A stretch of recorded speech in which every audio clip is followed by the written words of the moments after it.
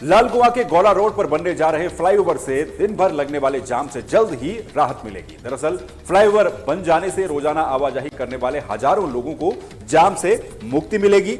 नैनीताल से लोकसभा सांसद अजय भट्ट ने बताया है कि रेलवे क्रॉसिंग से दिन भर जाम की समस्या बनी रहती है और हजारों की संख्या में वाहन जाम में फंसे रहते हैं।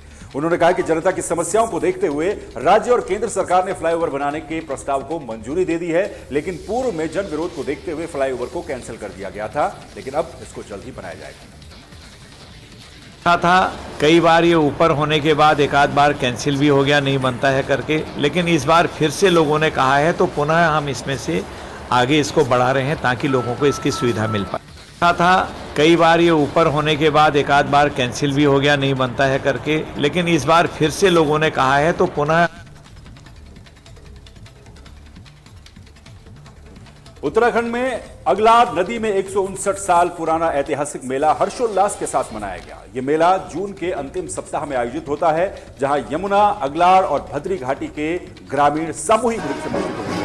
मेले में ढोल दमाओं की थाप पर पारंपरिक नाच और टिमरू पाउडर का उपयोग कर मछलियों को पकड़ा जाता है, जिसके बाद उन्हें पानी में छोड़ दिया जाता है। इस मेले का मुख्य उद्देश्य नदी और पर्यावरण का संरक्षण करना है। वहीं यह उत्सव टिहरी रियासत काल से मनाया जाता रहा है।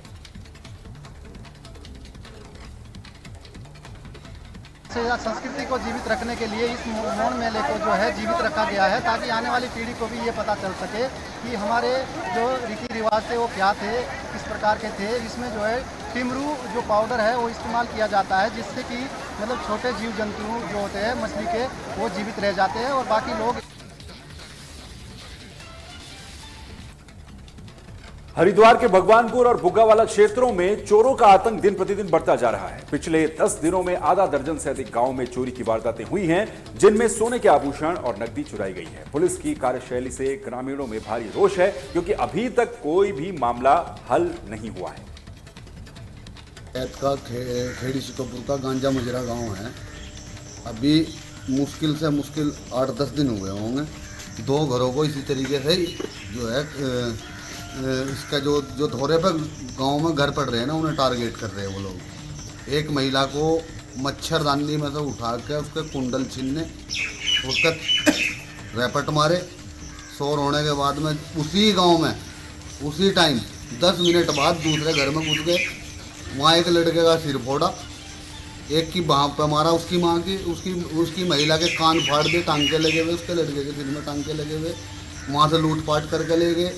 उसके बाद में जो है वो उसी दिन उसी रात को हसनावाड़ा में घुस गए। हसनावाड़ा में तो घर उन्होंने इसी तरीके से खुकेरे। 8 दिन के बाद खेड़ी शिकोपुर में जो है स्कूल के सामने घर है, उसमें घुसे। उसमें उस महिला का यही हाल किया।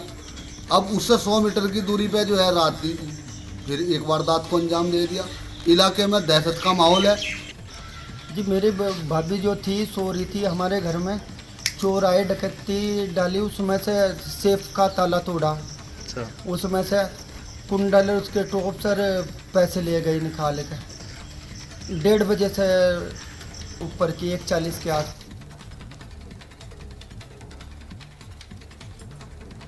रुड़की के भगवानपुर क्षेत्र के एक गांव में जल भराव की समस्या को लेकर ग्रामीणों में आक्रोश है। राज्य मंत्री देशराज कर्णवाल समस्या का समाधान करने पहुंचे, लेकिन नाले की खुदाई को लेकर 2 पक्षों में हंगामा हो गया। एक पक्ष जल भराव से परेशान था, जबकि दूसरा पक्ष नाले की खुदाई का विरोध कर रहा था। उनका कहना था कि जब पहले से ही एक नाला मौजूद है तो दूसरे की क्या आवश्यकता है। जिसके बाद देशराज कर्णवाल ने आश्वासन दिया कि जैसे उन्होंने 25 सड़कों के काम रुके हुए काम शुरू करवाए थे, वैसे ही इस समस्या का भी समाधान वो जल्द करवाएंगे।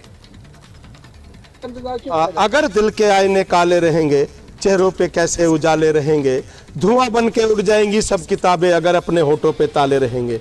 जब गांव का प्रधान ये जागरूक प्रधान है तो इस आवाज को हर स्तर पर उठा रही हैं। ये अंबेडकरवादी हैं, क्योंकि बाबा साहब अंबेडकर जी ने कहा था कि जुर्म करने वालों से ज्यादा जुर्म सहने वाला गुनाहगार होता है। अगर ये जुर्म है, ये आपके अधिकारों पर जुर्म है, यहां की विधायक को, यहां के प्रतिनिधि, क्योंकि 50 साल हैं कि 50 साल से एक छत्र राज हमारा है। उन्होंने बयान दिया आपको प्रेस वार्ता करके कि पहले बाबू कलीराम जी, फिर सुरेंद्र राकेश जी 2 बार विधायक, मिनिस्टर, और मिनिस्टर ही नहीं सुपर चीफ मिनिस्टर में उन्हें कहूंगा रहे। वो चाहते तो कोई भी काम हो सकता था, कोई भी काम रुक सकता था, क्योंकि वो बैलेंस में थे। उसके बाद लगातार 3 बार विधायक ममता जी रही, तो उनको आवाज उठानी चाहिए थी। अपनी निधि 5 करोड़ रुपए मिलते हैं, कम नहीं है। यहां भी काम जो हुआ है पीडब्ल्यूडी। मानसून को देखते हुए उत्तराखंड के मुख्यमंत्री ने बाढ़ के खतरे को कम करने के लिए मॉक ड्रिल के निर्देश दिए थे, जिसको लेकर हरिद्वार में भी मॉक ड्रिल का आयोजन किया गया। आपको बता दें कि हरिद्वार के विष्णु घाट और श्यामपुर कांगड़ी पर मॉक ड्रिल का आयोजन हुआ। वहीं हरिद्वार के जिलाधिकारी मयूर दीक्षित ने कहा कि मानसून सीजन को देखते हुए जिले में बाढ़ग्रस्त पॉइंट चुने गए थे और उनको लेकर के मॉक ड्रिल का आयोजन किया गया। देखिए, अभी जो हमारा मानसून सीजन है, इसमें हमारे जो स्टेट का जो डिपार्टमेंट है, डिजास्टर डिपार्टमेंट SCOC, उनके माध्यम से जो बाढ़ग्रस्त या बाढ़ प्रोन एरियाज हैं, जैसे हमारा डिस्ट्रिक्ट हो गया, उधमसिंह नगर हो गए, चंपावती कुछ क्षेत्र हैं, इन सभी जगहों पर मॉक ड्रिल का आयोजन किया गया था। हमारे डिस्ट्रिक्ट में 5 ऐसे पॉइंट्स थे जहां पर हमने मॉक ड्रिल का आयोजन किया गया, जिसमें हमारे एक तो कांवड़ की यात्रा को देखते हुए यहाँ विष्णु घाट में पॉइंट बनाया गया था और कुछ लक्सर में और भगवानपुर में पॉइंट बनाए गए थे। इन पॉइंट्स पर ये हमने सिनेरियो डेवलप किए थे कि एकदम से नदी का जलस्तर बढ़ने के कारण, बाढ़ आने के कारण गांव में पानी भरना या लोगों के बह जाने, इस तरह की सिनेरियोज अगर होंगे तो कैसे टीम्स रिस्पॉन्ड करेंगी, इस बारे में कार्रवाई की गई। और इन मॉक ड्रिल से काफ़ी कुछ हमारी सीखने को भी मिला है। कुछ हमारी कुछ कमियां जो उजागर होती हैं मॉक ड्रिल्स में रिस्पॉन्स टाइम को लेकर या संसाधनों को लेकर, उससे भी हमें आज काफ़ी चीज़ें पता चली हैं, जिससे कि आने वाले टाइम में, क्योंकि मानसून आ ही गया है, नदियों का जलस्तर बढ़ रहा है, तो उसको लेकर हम अच्छी कार्रवाई कर पाएँ, इसी पर्पज़। उत्तराखंड में मानसून आने के बाद पहाड़ों और मैदानों में बारिश जारी है। इससे गंगा के जलस्तर में भी बढ़ोतरी हो रही है। आपको बता दें कि गंगा में ज्यादा सिल्ट आने से भीमगौड़ा बैराज से हर की पैड़ी जाने वाली गंगा के गेट को बंद कर दिया गया। वहीं जल को नीरधारा की तरफ छोड़ा गया है, जिससे उत्तर प्रदेश सिंचाई विभाग के अधिशासी अभियंता विकास त्यागी ने बताया कि हमारा संपर्क टिहरी और पौड़ी के साथ यूपी के कई जिलों से भी है, लेकिन हालांकि ज्यादा सिल्ट आने से नहर को बंद किया गया है। मानसून अभी शुरू हुआ है, पहली बारिश है, तो जलस्तर बढ़ा है, लेकिन कहीं खतरे के आसपास नहीं है। अभी 291 के आसपास का लेवल टच किया है, जबकि 200 नहीं। जैसे जहाँ तक हम हरिद्वार की बात करते हैं तो यहाँ पे स्थिति सामान्य है और हमारा जो संपर्क है वो ऊपर के जो जिले हैं टिहरी और पौड़ी वहां से है, साथ में हमारे नीचे के जिले मुजफ्फरनगर, बिजनौर वहां से भी है, तो कहीं कोई ऐसी अभी समस्या वाली बात नहीं है। हाँ, ये जरूर हुआ है कि बारिश के कारण जो नहर में सिल्ट की मात्रा है वो बढ़ गई थी, तो हमें उसमें फिर जो है नहर बंद करनी पड़ी। जैसे ही सिल्ट की मात्रा सामान्य होगी वापस नहर को चला दिया जाएगा। मानसून खबर उत्तराखंड के इस बुलेटिन में फिलहाल के लिए इतना ही। बाकी खबरों के लिए आप लगातार बने रहिए तहलका डिजिटल के साथ। नमस्कार।